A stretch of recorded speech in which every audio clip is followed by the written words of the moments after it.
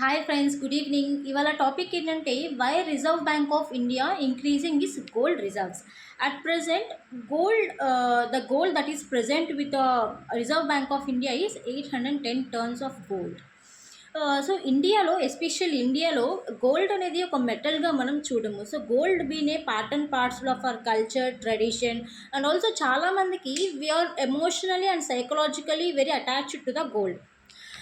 So and also gold డివాల్యుయేషన్కి ఒక check లాగా కూడా మనము, డాలర్కి డివాల్యుయేషన్కి ఒక చెక్ లాగా కూడా మనం గోల్డ్ని వాడతామన్నమాట.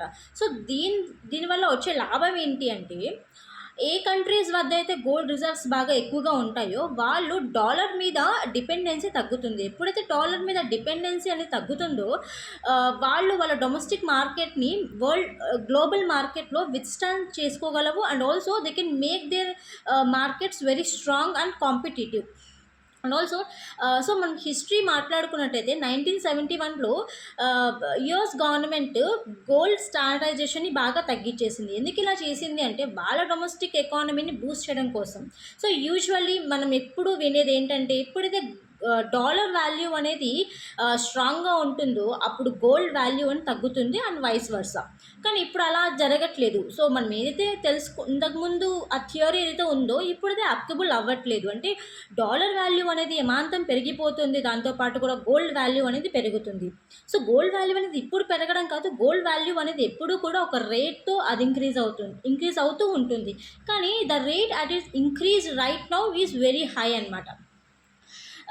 సో ఎందుకు ఇలా గోల్డ్ వాల్యూ అనేది బాగా ఇంక్రీజ్ అవుతుంది, అండ్ ఆల్సో గోల్డ్ మీద ఎక్కువ ఇన్వెస్ట్ ఎందుకు చేస్తున్నారు అంటే, జియో పొలిటికల్ క్రైసిస్ అనేవి చాలా ఎక్కువగా ఉన్నాయి, అండ్ ఇన్ఫ్లేషన్ కూడా ఎక్కువగా ఉంది.